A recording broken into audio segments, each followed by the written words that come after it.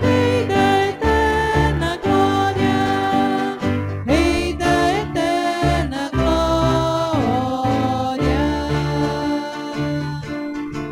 Louvor a vós, ó Cristo Rei, Rei da eterna glória, Rei da eterna glória. O Senhor esteja convosco. Ele está no meio de nós. Proclamação do Evangelho de Jesus Cristo segundo João. Glória a vós, Senhor. Estava próxima a Páscoa dos judeus e Jesus subiu a Jerusalém. No templo, encontrou os vendedores de bois, ovelhas e pombas e os cambistas que estavam aí sentados. Fez então um chicote de cordas e expulsou todos do templo, junto com as ovelhas e os bois, espalhou as moedas e derrubou as mesas dos cambistas. E disse aos que vendiam pombas: tirai isto daqui, não façais da casa de meu pai uma casa de comércio. Seus discípulos lembraram-se mais tarde que a Escritura diz: o zelo por tua casa me consumirá. Então os judeus perguntaram a Jesus: que sinal nos mostras para agir assim? Ele respondeu: destruí este templo e em 3 dias o levantarei. Os judeus disseram: 46 anos foram precisos para a construção deste santuário, e tu levantarás em 3 dias. Mas Jesus estava falando do templo do seu corpo.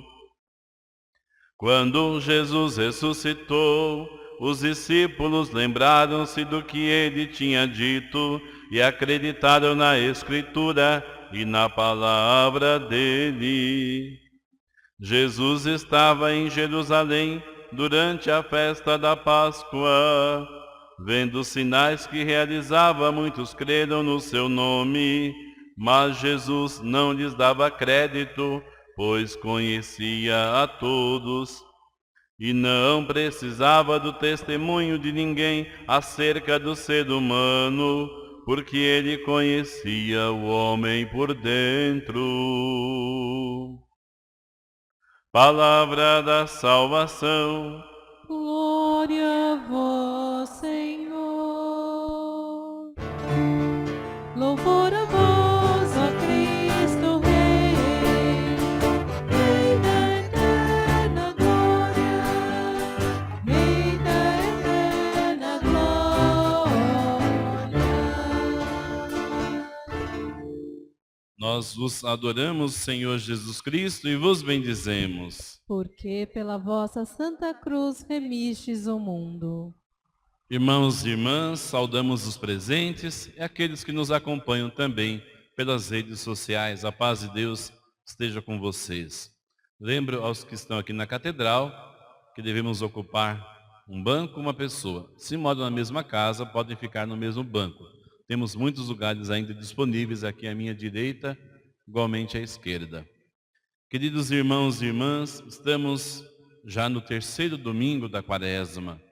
A cada dia, a graça de Deus se dá a nós, para que a ela correspondamos no amor. E é por esta graça que o Senhor também nos concede os 10 mandamentos, as 10 palavras de vida, que não devem ser um peso para nós, mas um modo de assegurar a nossa liberdade. Para nós cristãos, a liberdade em Cristo. Quando a Escritura diz que o Senhor entregou ao seu povo os 10 mandamentos, a introdução assim afirma: disse o Senhor, eu sou o Senhor teu Deus, que te tirou do Egito, da casa da escravidão. Portanto, É nessa perspectiva de libertação que os 10 mandamentos são apresentados a Israel. Os 3 primeiros se referem a Deus diretamente e os outros 7 se referem ao próximo. Portanto, irmãos, amar a Deus e ao próximo, nisso consiste realizar a sua santa vontade. Os mandamentos são um princípio de vida, por isso eles têm valor para sempre. Cristo não anulou os mandamentos, mas mostrou o seu verdadeiro motivo, quando diz no capítulo 14 de São João, na última ceia: eu vos dou um novo mandamento, amai-vos uns aos outros como eu vos amei. Portanto, Cristo leva à plenitude aquilo que tinha sido revelado na antiga aliança. Os mandamentos que o Senhor concedeu ao seu povo, por meio do seu servo Moisés, tinham sido inscritos em tábuas de pedra, perfurando a pedra, de tal maneira que dá um sinal daquilo que vai ter continuidade, daquilo que não pode ser destruído.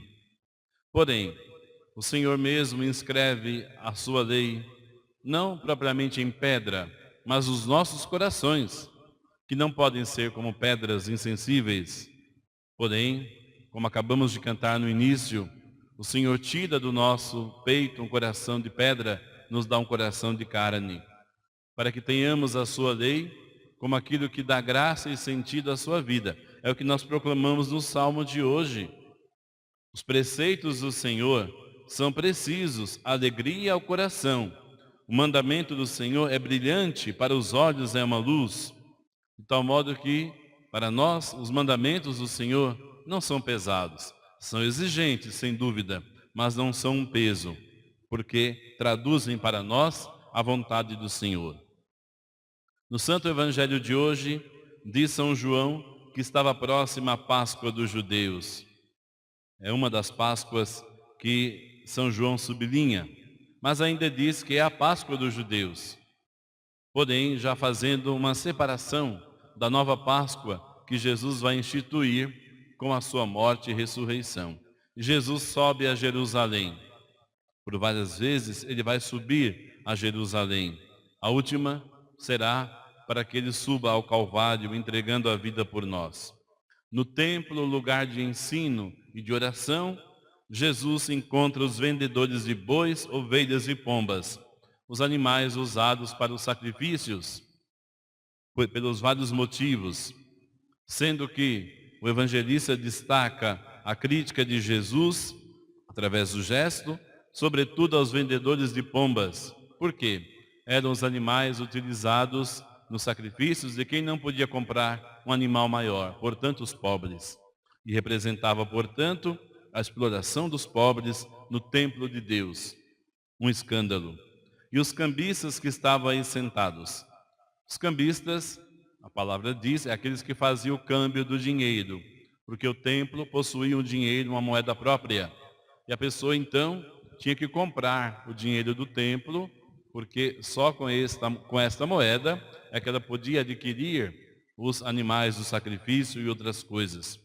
E com isso, a pessoa perdia muito dinheiro, era explorada. Fez então Jesus um gesto muito forte, um chicote de cordas. O chicote representa o julgamento de Deus. E expulsou todos do templo, junto com as ovelhas e os bois, espalhou as moedas, derrubou as mesas dos cambistas. Talvez nós não tenhamos ideia de quantas lojas havia dentro do pátio do templo, qualquer coisa como 3.000, ninguém sabe. Era uma grande, de fato, um grande comércio, usando o nome de Deus. Jesus diz: tirai isso daqui, não façais da casa de meu pai uma casa de comércio. Mais tarde os discípulos se lembrariam: o zelo por tua casa, Senhor, me consumirá. A casa não é simplesmente o templo de pedra, mas é o próprio povo.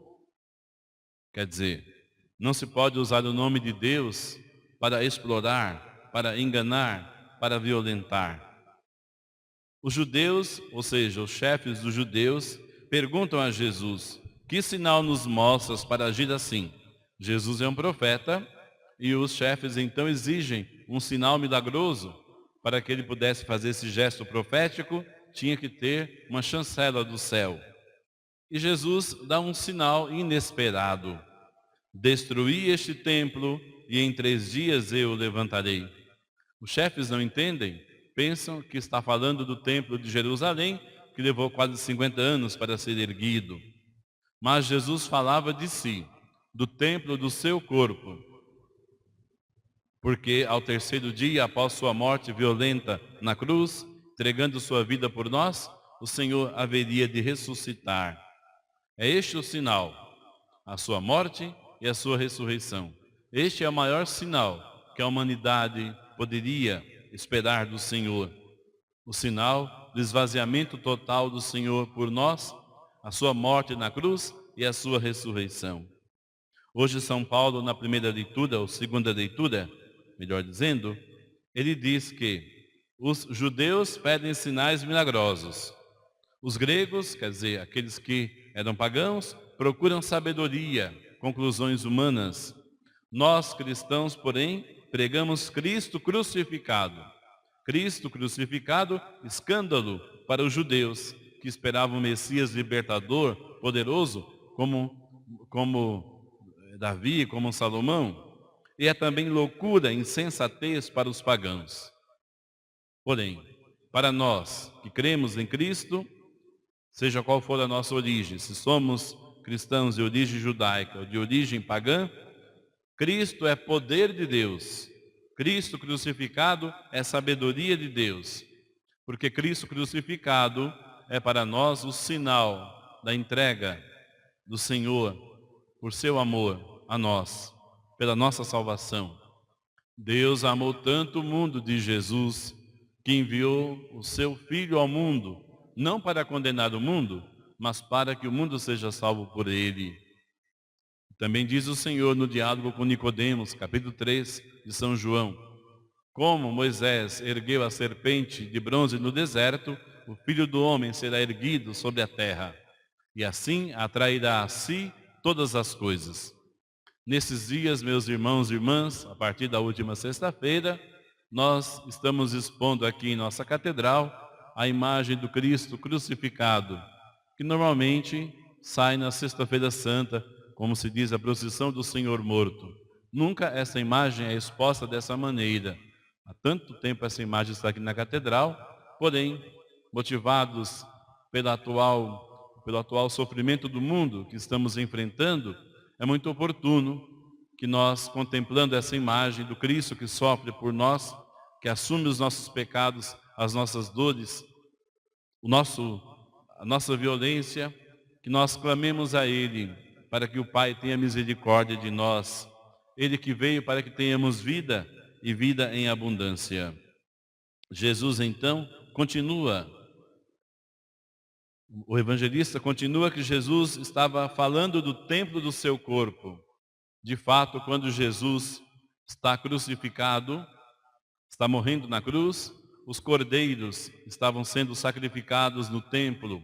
Assim diz o evangelista São João, que era a preparação da Páscoa. Na tarde, os cordeiros eram sacrificados. E Jesus, o novo cordeiro pascal, único que pode nos salvar com o seu sangue redentor, se oferece ao Pai por nós no altar da cruz. Não mais necessitamos, pois, dos sacrifícios de cordeiros, nem outros animais, porque Cristo em si é a própria oferenda e única oferenda aceita pelo Pai. Tendo amado os seus que estavam no mundo, diz São João, capítulo 13, Jesus amou-os até o fim. Assim começa, pois, a descrição da paixão de Jesus. Vamos continuar perseverando no nosso clamor ao Senhor, para que nos associe a si, na sua paixão, na sua morte e na sua ressurreição. Louvado seja o nosso Senhor Jesus Cristo. Para sempre seja louvado.